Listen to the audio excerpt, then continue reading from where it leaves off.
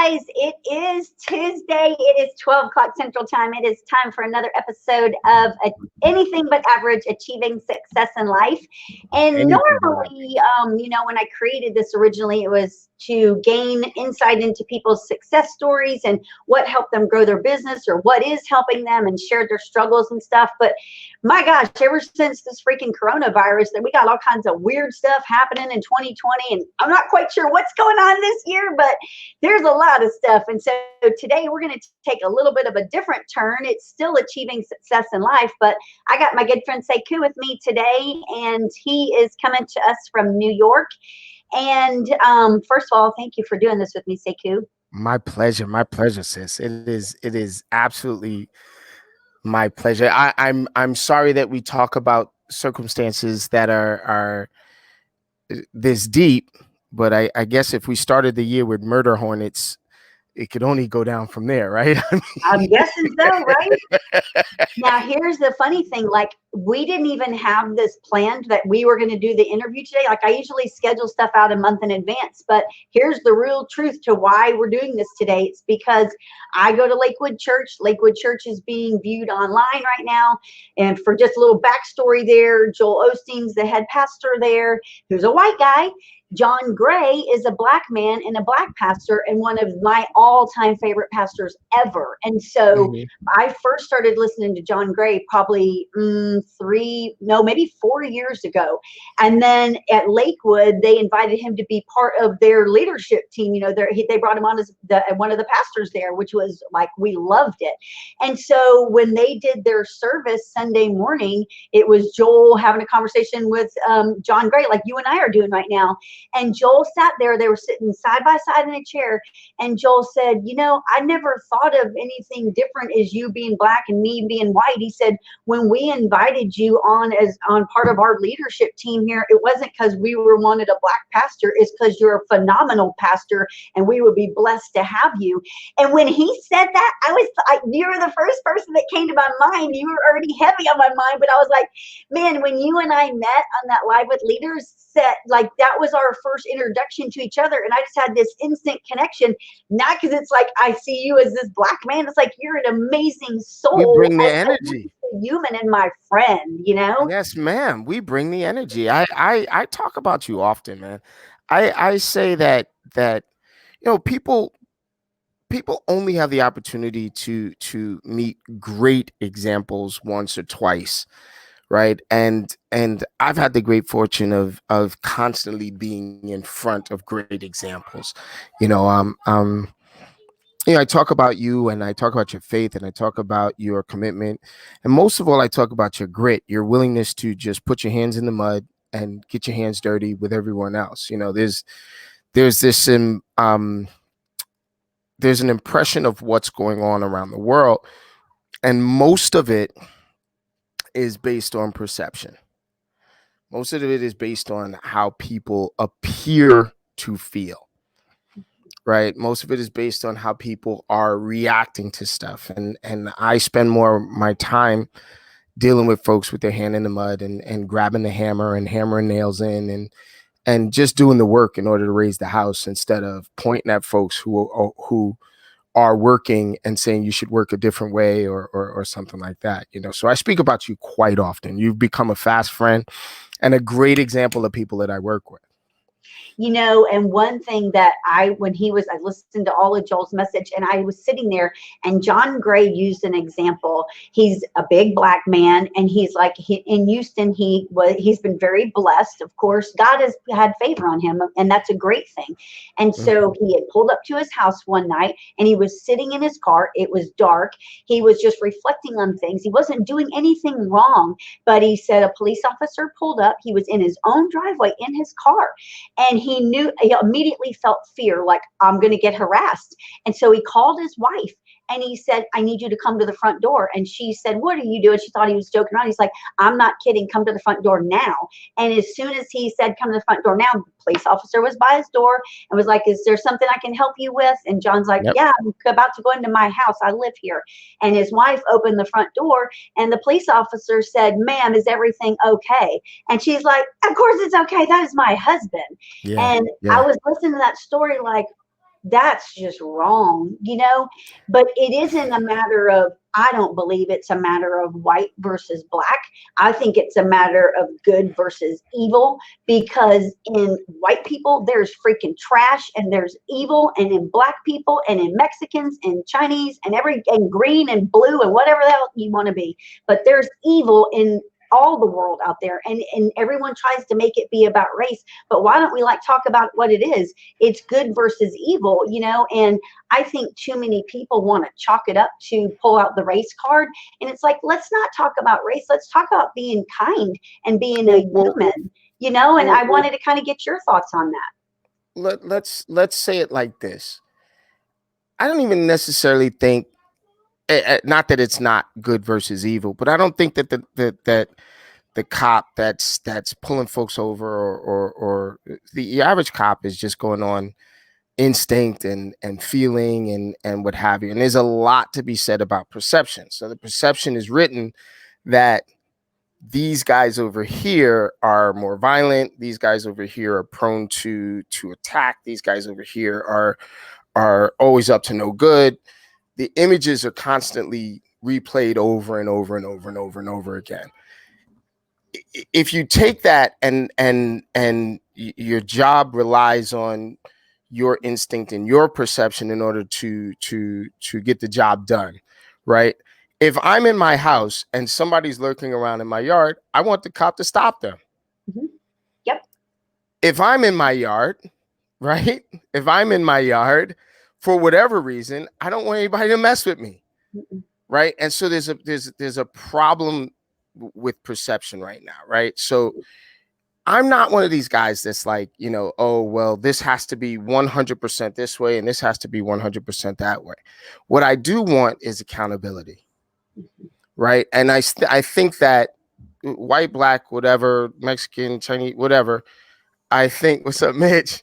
I think that if there's some accountability after the action, right? If there's a mistake that's made, if there's a perception issue, if the guy is racist, if the guy is a bigot, whatever it is, if there's some accountability afterwards, then what happens is that the playing field gets leveled, right? And I think most of the reaction that we're seeing out there in the world is just, there is an incredible lack of accountability. Total. An incredible, I watched them do things to people all the time. People, personally, I'm not even talking about videos. I'm talking about personal life. I've watched them violate rights constantly. And then they just leave like, yeah, it's not a big deal, right? I lived through the Central Park 5. I was a young man in Harlem after the Central Park 5. When we used to call it the Central Park Jogger incident, right? Before it was the Refresh Central Park everybody 5. about what that is. So back in the late 80s, early 90s, there was a case where there was this young white woman on the Upper West Side of Manhattan, right? So Central Park is just that. It is in the center of Manhattan, and it takes up between 59th Street and 110th Street, and between 5th Avenue and what could be considered 8th Avenue in New York. So it's a big, huge chunk of the center of Manhattan. Okay. And she lived around, I want to say 108th Street, 109th Street, and would go running in the park. This young white woman, executive, someone jumped her, hit her in the head with a brick, and raped her, brutally raped her. I mean, it was incredibly brutal. Same time of night, around that time of year, it's getting close to springtime. Everyone is out. On the other side of the park, on 110th Street, 116th Street, there's a building called the Schomburg.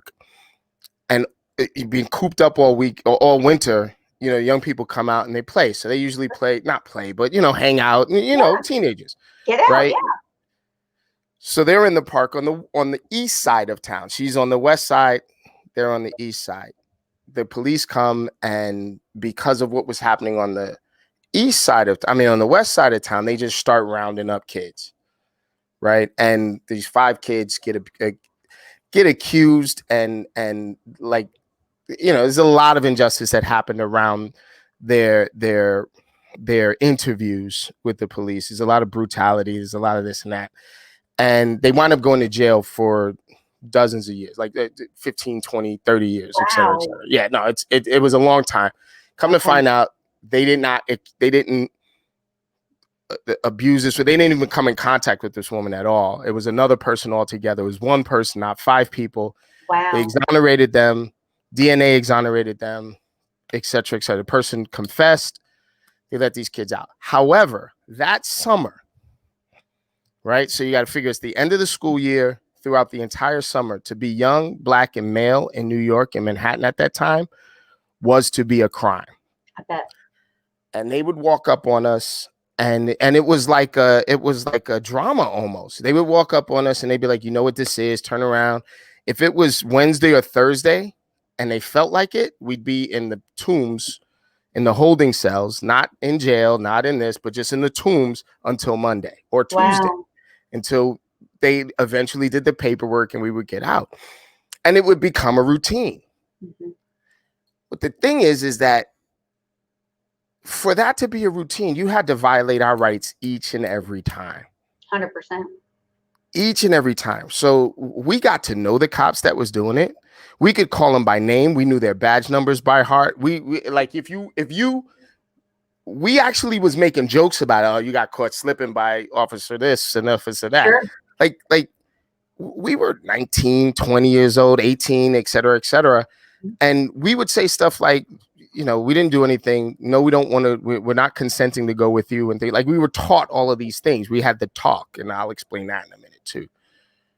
But what happened is that over that summer there was so much resentment that was built up, because you'd have a kid that was coming out of Harlem School of the Arts with his trumpet in his hand, and he'd get wrapped up with the same kind of kid that was just chilling and hanging.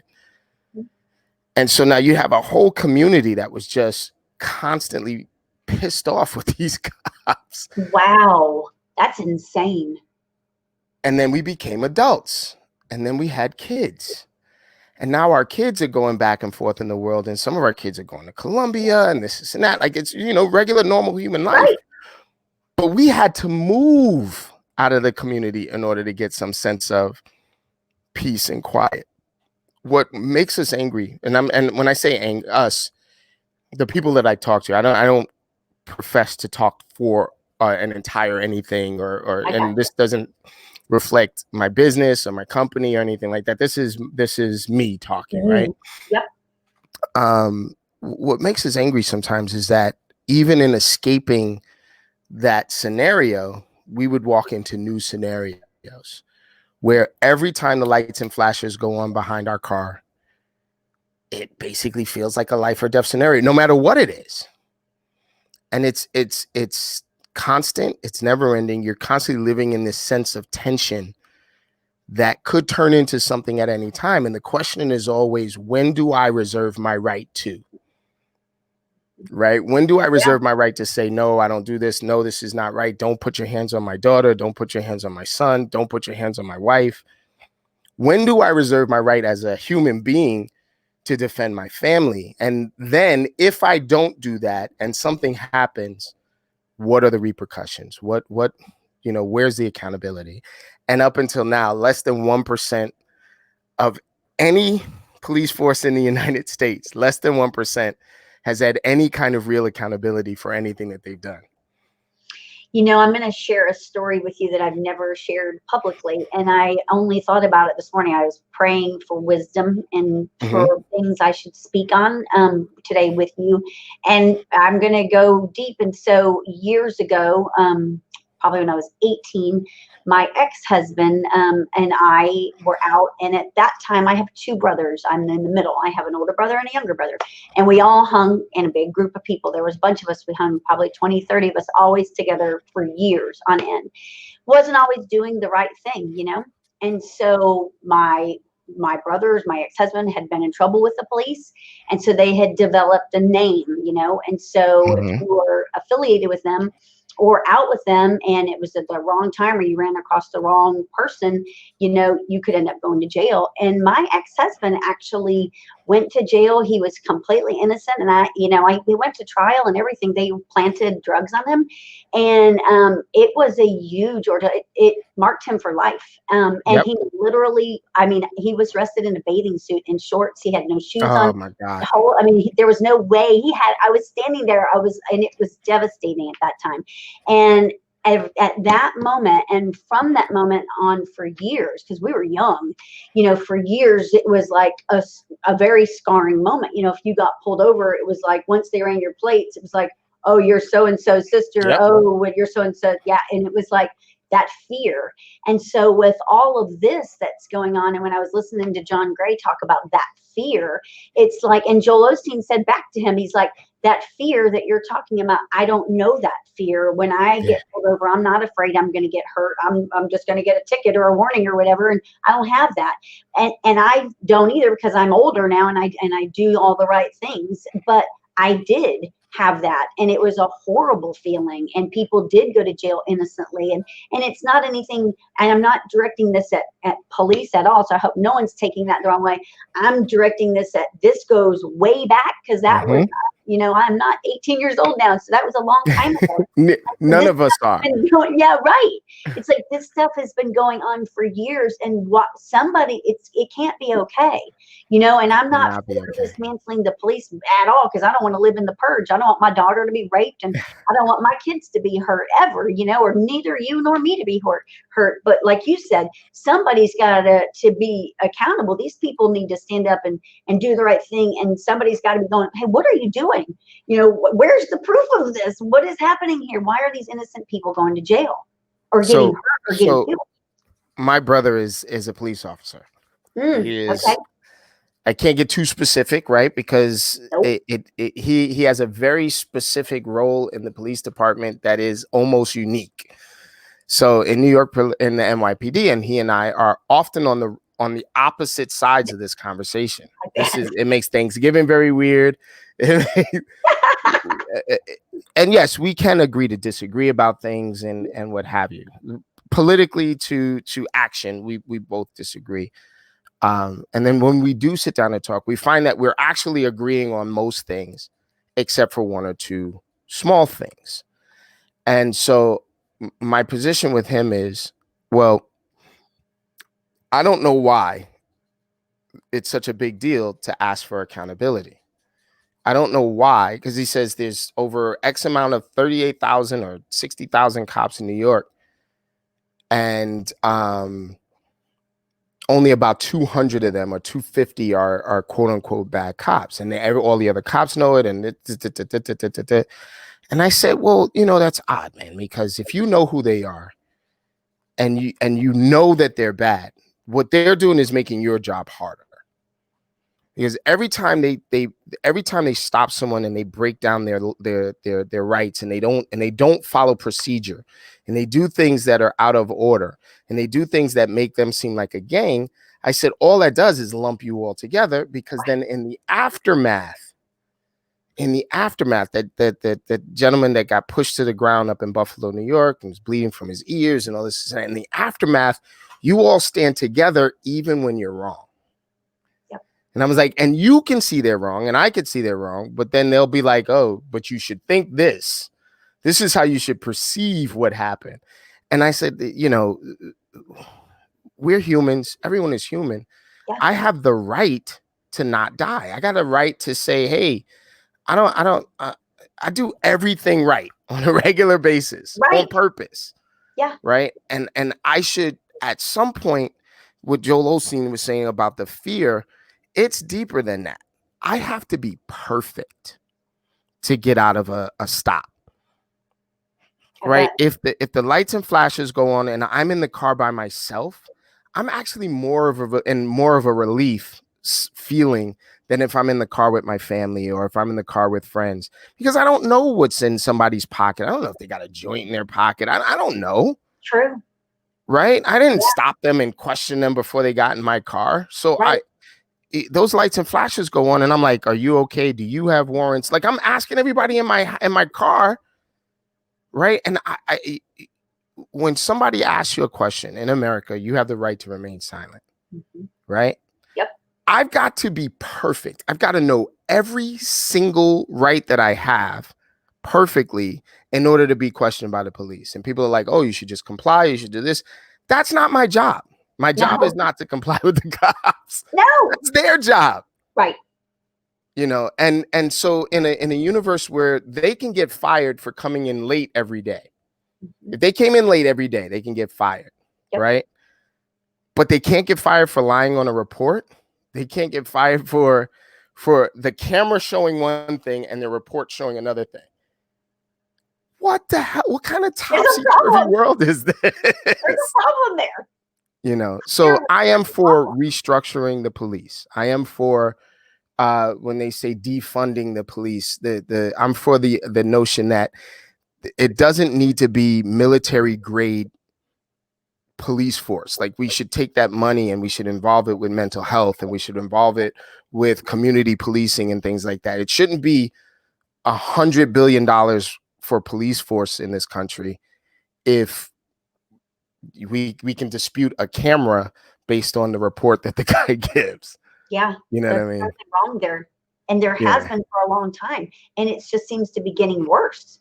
You Yeah. know, and Yeah. it's it's ironic, really, because you're speaking about accountability and the lack of accountability that there is, and yet you run one of the tightest accountability groups that there is in our country. For anyone that doesn't know Sekou, he runs this accountability group for real estate agents, and he doesn't care if you're part of our group or his group or whoever. He just wants to help you be successful, and he's laser focused on being accountable. So it must really irritate you, this lack of accountability.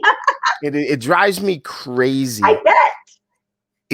Here's the talk. I don't know if you've ever heard of this before, Tricia, but I don't know. in every Black family and Latin families up here in the Northeast and throughout the South, and even in the West that I know, right? They have the talk with their kids, and traditionally it was have the talk with your young sons. It's how to survive a police interaction. That's Oh no, the I've talk. not heard that. Yeah, the talk is how to survive a police interaction, and it has different forms in different areas. But mostly, if you're in the car, you keep your hands on the steering wheel. You tell them when you're moving your hands. You tell them when you're doing this. You turn off the lights. You make sure that the lights on the inside are on because they need to see you at all times. Like, there's some real common sense stuff, and then there's some way over the top stuff, like how you have to interact with them and how you have to respond, and what words you should say and should not say, and how you move and act around them. And it doesn't matter, white cop, black cop, Latin cop. It's how to survive a police interaction. And you get to a point where it's exhausting. I bet. Tricia. It's exhausting. It's the language that I use lately is I have to be the perfect suspect at this point. Like, I can't be having a bad day.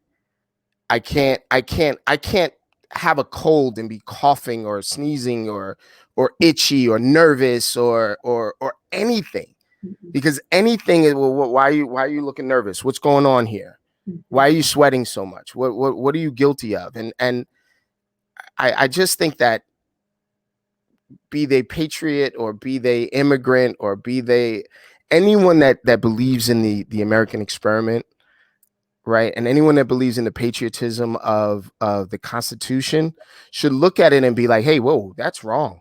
Right. Hey, you're probably not supposed to do that to a citizen of the United States. You're probably not supposed to do that to a human being. Right. And I don't feel like everyone is on the same page with that.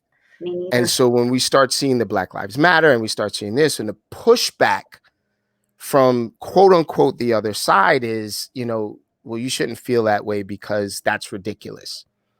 And I'm like, please stop telling me how I should feel, and please stop telling me about my experience because it's different than yours.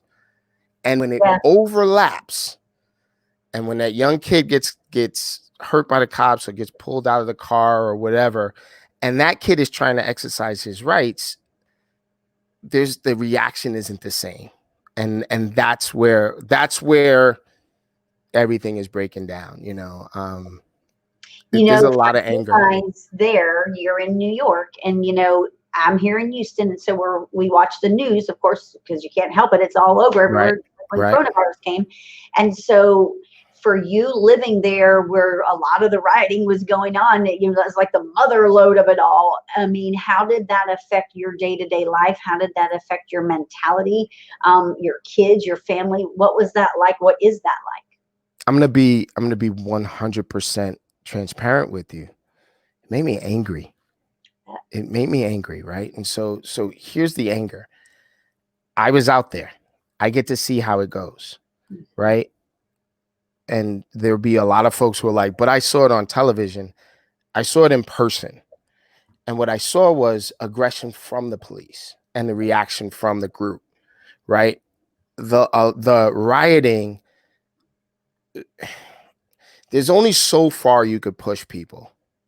There's only so many tear gas canisters you could shoot. There's only so many cop cars you could push people with, or horses that you could push people with before their back is up against the wall and they have to react, right?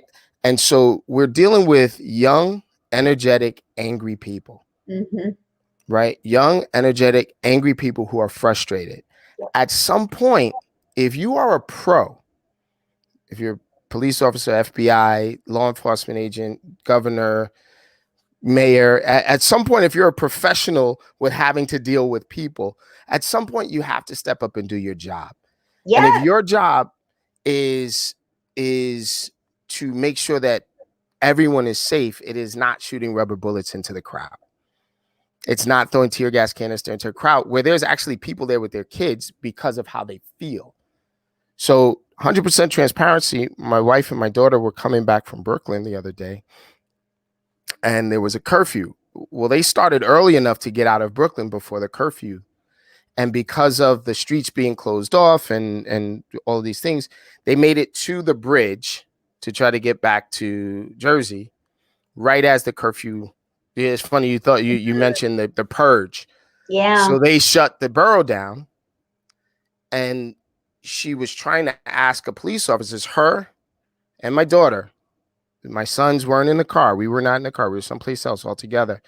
And the cop walks over to them with his hand on his gun because she was asking for directions on how to go around this thing. And he was so tight, like so tense, that he was talking to her as if she was aggressively like doing or saying that she was. We got Jersey plates on the car trying to get back to Jersey, get out of Brooklyn, get out of New York. And the feeling of helplessness that you get around that, it's like when I mentioned, what do you do when someone threatens your family? What do you do when it's your wife, when it's your daughter? What do you do? And so if I'm going to go sexist for a second, as a man, what do I do? I sit back. Yeah. Oh yeah, you should have just listened. That's not cool. You're angry, right? It's like you mess with my family. Yeah, it's on. You know. So people talk about the folks burning stuff down and things like that, and I have my own opinion about that. I'm not going to get into the speculation about who I think is burning stuff down. And it's just property. Right. It's insured. It can be rebuilt. It will be rebuilt. You'll probably come back better. Right? Yeah, right? I mean, listen, everyone involved is going to work to make sure it's better. Right? Everyone involved, right? When people are harping on that instead of saying, hey, you know what? They probably shouldn't have killed that kid. Hey, they probably shouldn't have killed that dude. Hey, they probably shouldn't have killed that woman. Right? Like that becomes the breaking point. It's like, wait, hold on. Dude, I get it. Like, you don't want your property burnt. But shouldn't you like look at why the properties are burning? Shouldn't you look at why people are so damn angry that they would burn down these properties? And so I'm going to give them a little anecdote that is a common saying in my community, is that the child that is neglected by the village will burn it down just to feel its warmth. And that right there, it's pretty deep. Yeah. And it doesn't matter the color of the child, by the way. No. Because I know in Arkansas, I know in different places around the world, in different wards in Texas, poor folks is poor folks no matter what. And the police treat poor folks differently than they treat rich folks. That's why I'm black, I'm rich, and I'm spoiled. Okay, so when you look at, like, I can't even imagine. Okay, we talked when you were in Corona and you guys were in lockdown, and New York was under siege from this sickness that no one knew about, and all of a sudden that came out of the blue, and we're just starting to get out of that, or we didn't have it near like y'all did, but you're just starting to get out of that and kind of get some bit of normalcy back. And here comes this other, like, boom, something out of the blue. It's like, where do you go from here? How do you guys recover? How do we bring everybody back? Not back to the way it was, but how can we get people to care about each other and to care and respect each other and be kind? How do we go from here? I don't know. I know that unfortunately we're used to this, right? And every summer since I can remember, and I'm an old dude, every summer it's something else. And what's weird is that it has to be something crazy to get us away from each other's throats. So the summer of Sam, right? The son of Sam was killing folks this one summer, man. He was going nuts, and everybody in the city, he was killing all kinds of different folks that was just parking and trying to make out, right? Crazy. And so the city, right? So the city circled the wagons, and it wasn't about white, black, or whatever. The city circled the wagons, and it was all of us against him, right? And 9/11 happens, right? September 11th, 2001. 9/11 happens. You've never seen the city like that before. I've never, ever seen the city like that before. And I know the whole nation sort of embraced, but I've never seen the city like that before, where the construction worker, the cop, the bus driver, everyone was together. Everyone was together. So I'd hate to say this, but the Corona would have to go to another level in order for us to unite again and to just be like, okay, we're all in this together. I think It's like the easiest answer, and it brought you guys together as much as you could be with all the social distancing, but you were supportive. There in New York and around the world, everyone was supportive.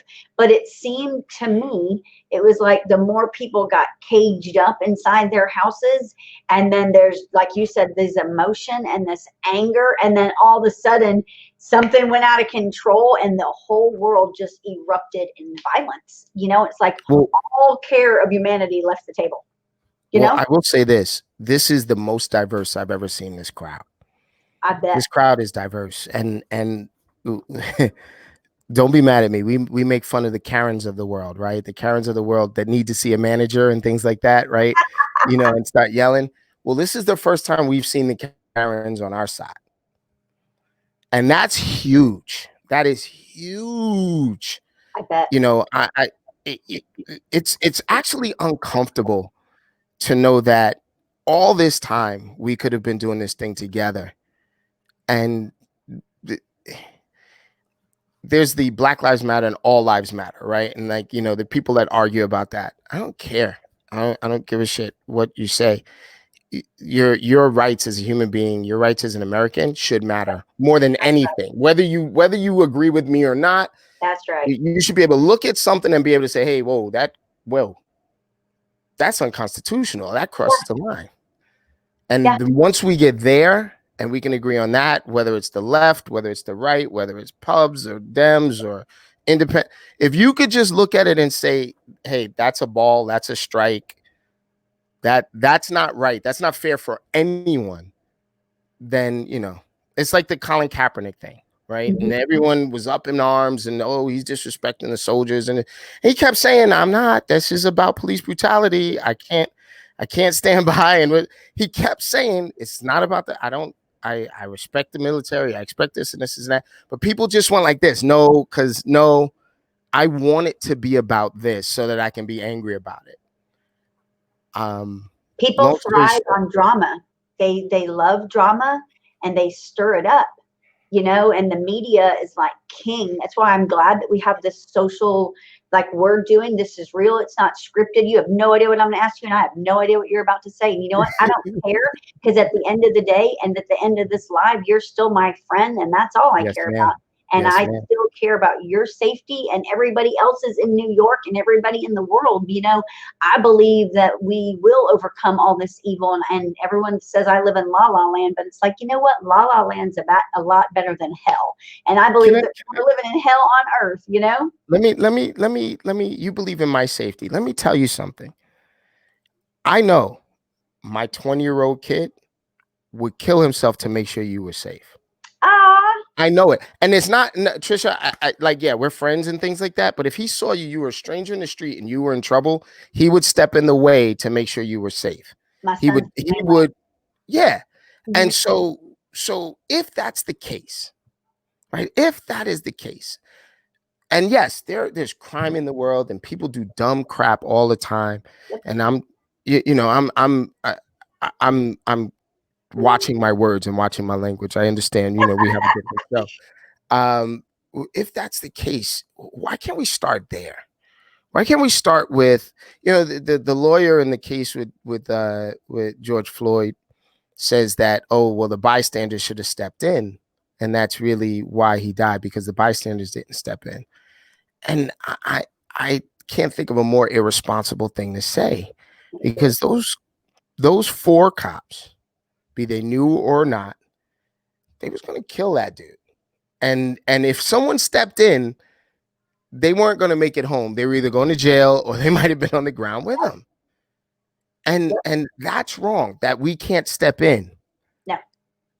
Well, it's wrong that even the person, I believe, even the person filming it, like if I would have been there, I would have went to jail 100%. I would have taken a baton to the head, because I would have got involved, because that's wrong. I would never, ever in my life be able to sit there and watch anybody, no matter what they're doing, be killed. And in that mannerism at that, it's like, oh my, it wasn't like it was instantaneous, it was like, wow. And people just watched and filmed. And I'm sure there's footage that none of us have ever seen, because there was probably everybody with their phone out filming it, instead of really, let's see if this man is okay. And maybe I'm going to go to jail, but you know what? I'm going to help save somebody's life. And nobody did. That is the cornerstone of what these protests are about. Yep. Because you feel like you would go to jail. Oh, yeah. And I feel like I wouldn't have made it home at all. And I've got 5 that I've got to take care of. I got a lot of responsibility. And so now you're forced. It's not like, I'm going to go and do something and this and that. And you're forced to make a decision in that instant between his life and your family and your life and things like that.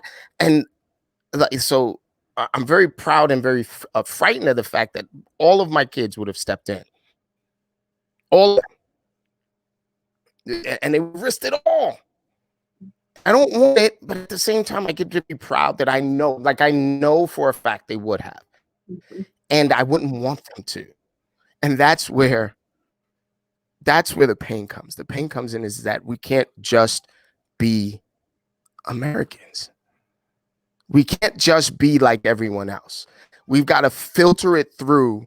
Okay, now what's going to happen this way, and how's this going to be perceived, and did I do something 2 years ago that they're going to bring up, because the reason why they killed me is because that one time that I had a joint in my pocket, or I was skateboarding in the park, and I didn't pay my ticket. I didn't pay my ticket. Whatever it is, like I unfortunately, and Dave and I talk about this all the time. Dave DeVoe. Finale, we talk about this all the time. It's like, how much of that is a target on my back that I've put there, and how much of it is just good, clean safety? Like, hold up, don't run towards a charging bull. You know what I mean? Like yes. Okay. It's just it's not fair, man. We as a country, we went to war over taxing on tea. Right? We went to war over taxation without representation. And at this point, it's like, it's not taxation without representation, man. This is just policing without representation. There's no accountability. No. Zero. No. And when there's no accountability, you fail. It's a failed system, period. In business, you fail. In life, you fail. Period. People go nuts. They do. We are so highly regulated in our industry.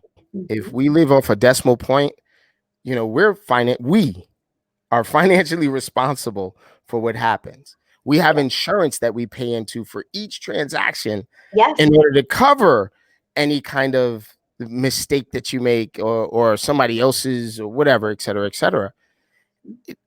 We pay for their mistakes.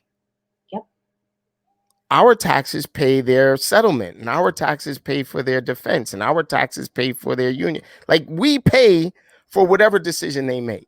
Oh, yeah. It's not fair. When you were saying that, a saying came to my mind. Michael Reese, who is also a great friend of ours, and he's a strategist. Everything is, he's intense with every thought that he has.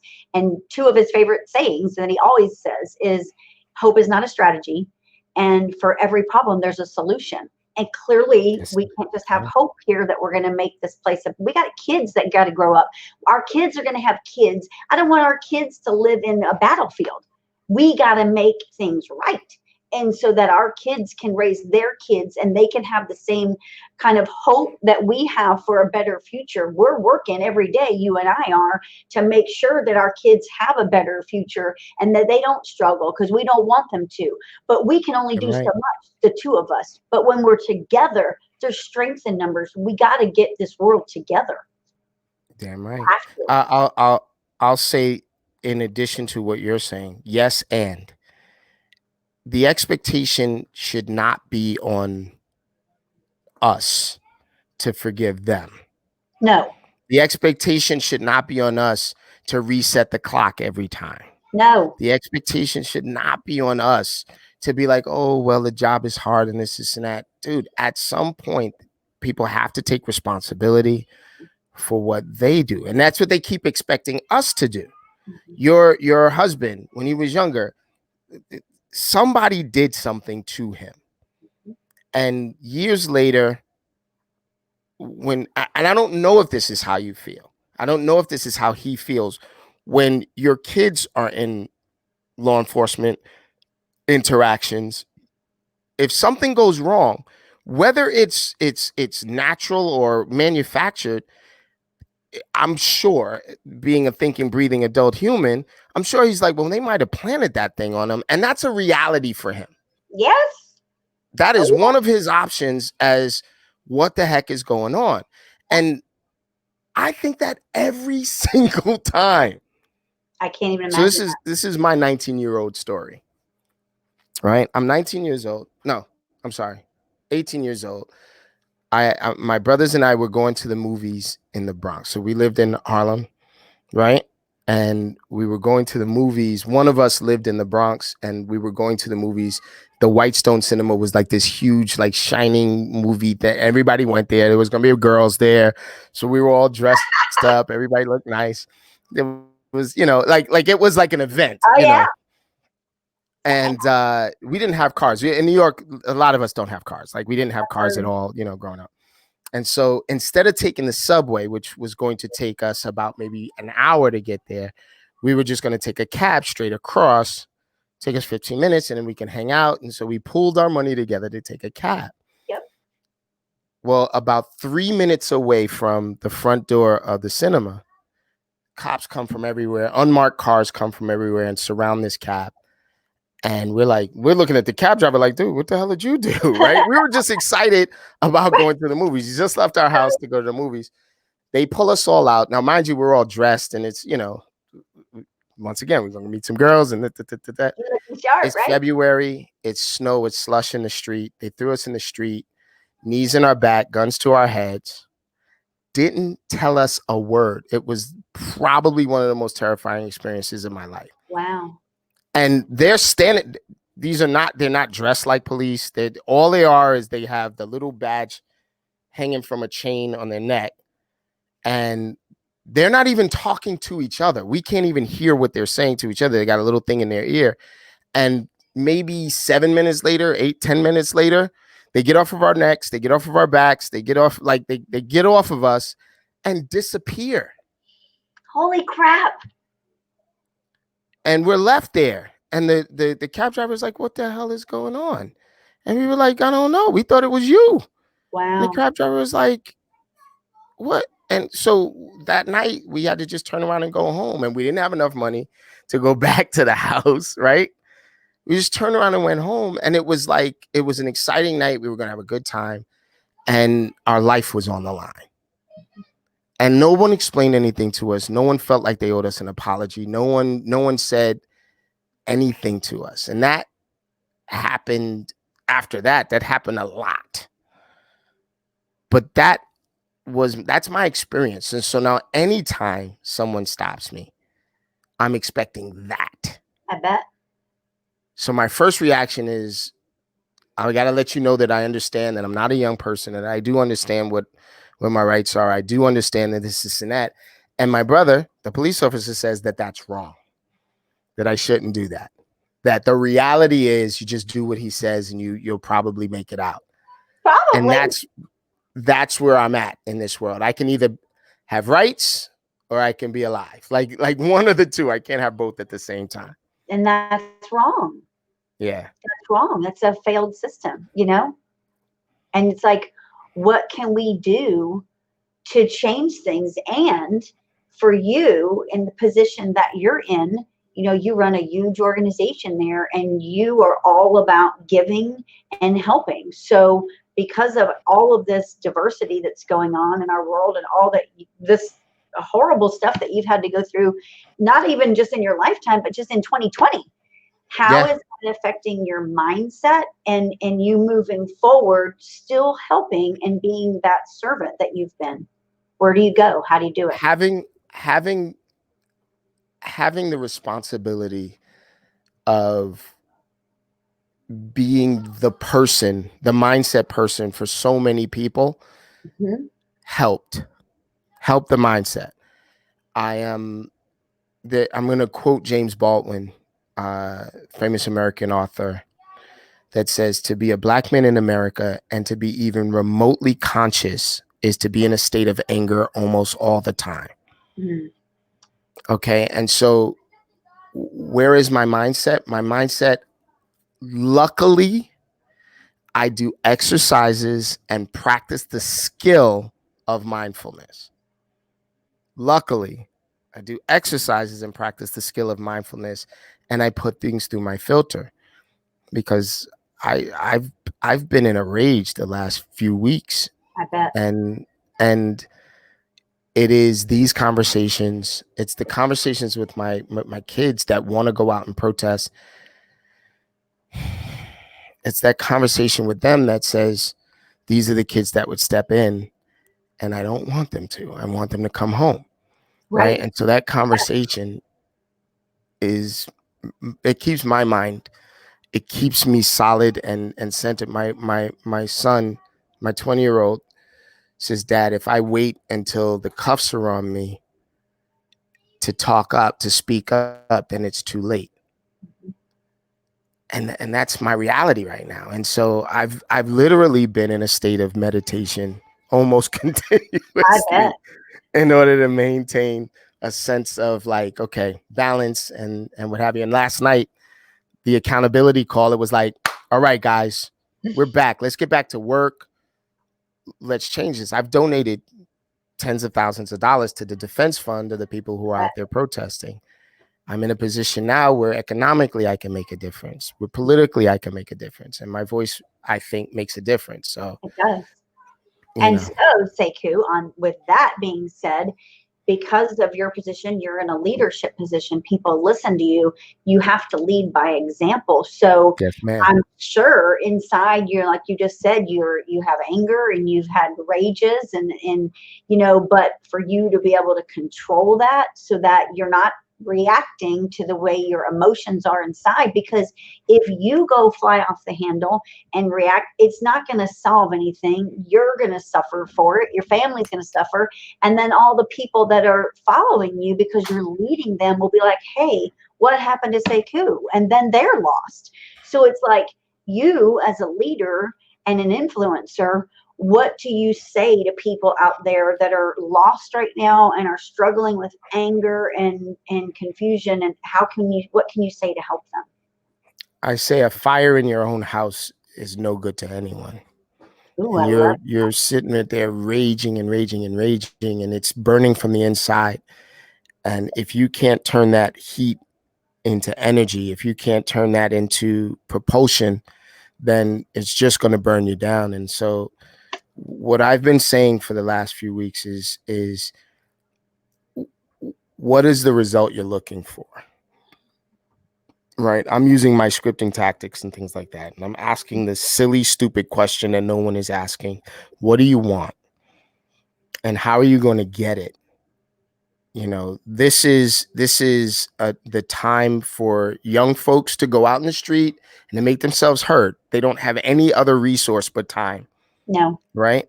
No. I have lots of resources, and the people that I work with have lots of resources. Yep. So what I talk to them about is how do we effectively get what we want? We work our ass off for it. We don't stop. And the chant has been, we let nothing stop us. I love that. We let nothing stop us. And the big quotes around the word nothing, as a leader, I can't be like, let nothing stop you. But if you really get angry over some shit, you got to, excuse my language, you got to go out in the street and protest. Like let nothing stop you. And I am obsessed with the growth and development of agents. I'm obsessed with the growth and development of my friends and my colleagues and my clients so that they can do whatever they want for the rest of their lives with their resources. Excuse my big boy back there. I don't. Because you know what, and whether you realize it or not, and I think you do, you have a huge responsibility, because it's not just your family that you're taking care of. Yes, you're taking care of them financially, but you're taking care of so many people out there, all ages, all colors, that need help and they need guidance, and they respect you and they admire you and they listen to everything that you say. And so and I'm grateful for it. Mm-hmm. And so because I'm grateful for it, you know, don't be mad at me for saying something cliche, right? But with great power comes great responsibility. Yes. Right. And so I'm grateful for the fact that what you know what I teach sometimes, that no one out there cares about how you're feeling, right? So if you're calling a FISBO and you're like nervous and this and that, and no one cares about that. Like they don't care that you're nervous. They don't care that you need a commission this week and things like that. So because I spent so much time in that space, right? Yep. When this stuff comes up, like I was like, guess what? No one really cares about how you feel. Like we have to get us to a point where your voice is used in many different ways on the battlefield and behind the scenes. All the soldiers are important. They are. Amen. All the soldiers I love are that. important. Thank you so much for being here with me today. I hope that this helps, and I'm going to keep repurposing this everywhere, because I know that we're making a difference, you know, and I know that if we continue on, you know, pushing forward, even when things get dark and things get harder, that's when we have to push harder. It's like, you know what, I may not see the light at the end, but I know there's one down there, and I'm going to get there. I'm going to keep moving forward because there's no other option. Damn right. Damn right. There's a saying, there's a quote that I've been saying lately, and forgive me, I don't know who the author of the quote is, but it says that the cemetery is filled with unwritten works of art, unpublished books, and unpublished works of art.